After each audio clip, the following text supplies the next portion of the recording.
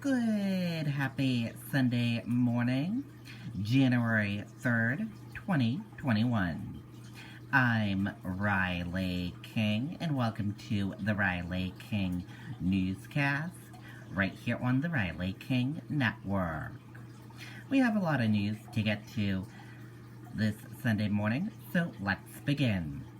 First up, let's take a look at your COVID-19 updates. Current COVID-19 hospitalizations in New Hampshire hit a new high as 10 new deaths are reported.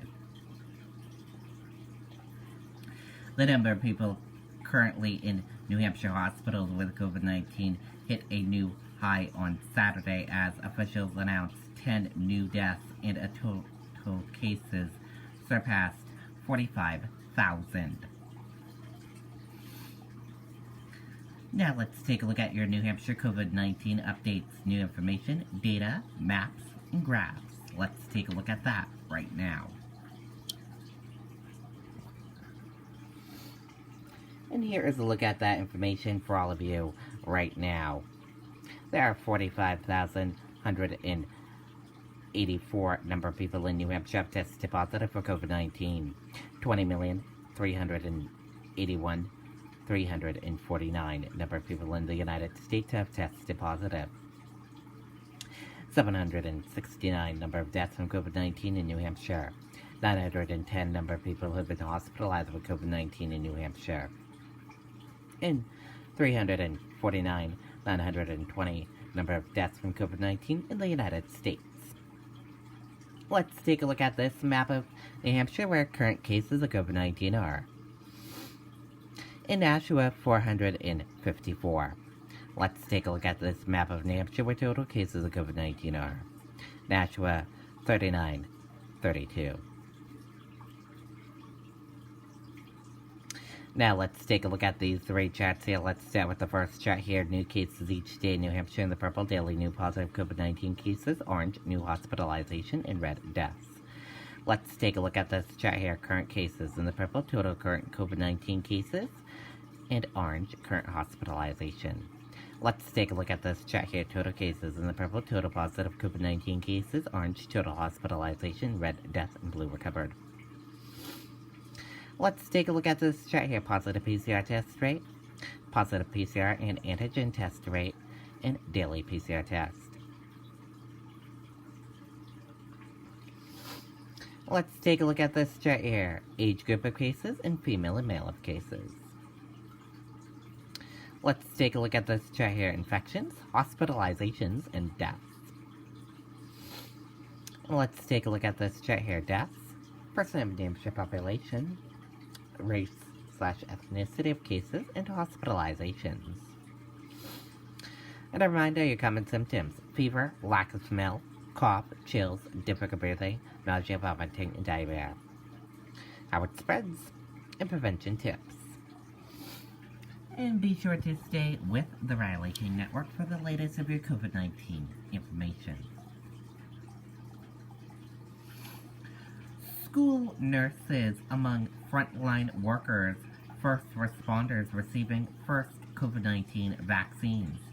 We're very excited that we are finally at the point where we can actively do something where we can keep our schools open. Let's take a listen to that video from WMUR News 9, Tim Callery.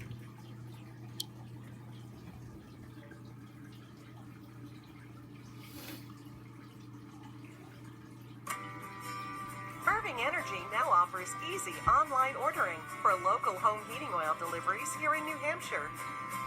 Order and pay in minutes from the convenience of your home or on the go. And choose a delivery date that works for you. Order online today at irvingoil.com/order heating oil. Irving Energy, where service means everything. The New Hampshire School Nurses Association says some of its nurses began their vaccinations on Wednesday, and many more are expected to start this coming week. The process actually has been going quite well. The association and the state have been working together to notify 400 school nurses that they can now receive their first shots. The nurses sign up through the vaccine administration system. They then get scheduled an appointment, and they've been going to 13 different sites across the state of New Hampshire. These sites are state managed and have been set up for frontline workers and first responders who are not associated with a hospital or long-term care facility. We're very excited that we are finally at the point where we can actively do something to keep our schools open. As for the current school year, McKinnon says there haven't been as many outbreaks as expected. A result she credits to school officials and students for following COVID-19 guidelines. The schools are doing a terrific job of social distancing their kids, of making sure that everyone is masked at all times. And now the association says there is a school nurse shortage here in the state. If you're able to lend your time and fill in as a substitute school nurse, you're asked to contact your local school district. Reporting in Manchester, I'm Tim Callery, WMUR News 9. Okay, and there you go on that video and that report.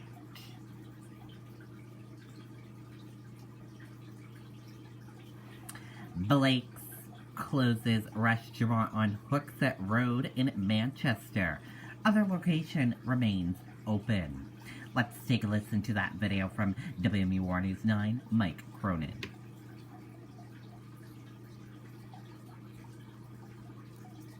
In uncertain times, it's okay to feel worried. Or lonely. You're not alone. Even while you're at home, we can help. Riverbend Community Mental Health. We're here for you. Take time to be kind to your mind. Blake's Restaurant and Ice Cream is a Manchester institution. Its history dating back to 1900. Everyone seems to have a Blake story. I had my dance recital, party there afterwards. We used to go for hamburgers. I went there after I got my braces off. Co-owner Ann Miragis says they survived the first wave of the pandemic. Sales picked up in the summer, but dipped again in the fall. While its original location on South Main Street is staying open, the DW restaurant on Hooksett Road is closing Saturday after almost 40 years in business. I don't want people to think that we took this lightly. It was a very, very difficult decision. You know, we've had this thought for a while to consolidate and strengthen our company into our flagship restaurant. We leased the property at DW, and it just seemed the right time. Miragis says they're fortunate to transfer employees from Hooksett Road to the main restaurant and ice cream manufacturing operation. We have a couple of the shift managers and cooks coming along, and as we rebuild or the summer season starts again, we're going to call on a couple of the waitstaff to join us. Miragis looking forward to better times in 2021. Hopefully our customers from DW will take the little 10-minute journey over to South Main. We're nice people. You can come and say hi to me too.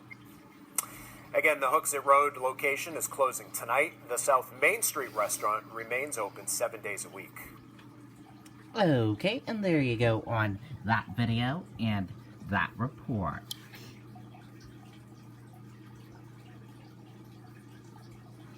New year, new laws for 2021. Starting on January 1st, the definition of sexual assault expanded to include any sexual contact between school employees and students between the ages of 13 and 18. The bill is one of a number of sanctuary changes.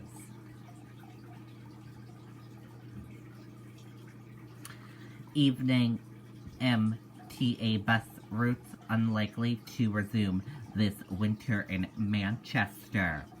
Don't expect to see evening bus service in the city of Manchester to resume until spring at the earliest. And that does it for this Sunday morning edition of the Riley King Newscast, right here on the Riley King Network. Thank you for watching. I hope you all have a great rest of your day, and I'll see you back here later on today for another newscast. Goodbye, everyone.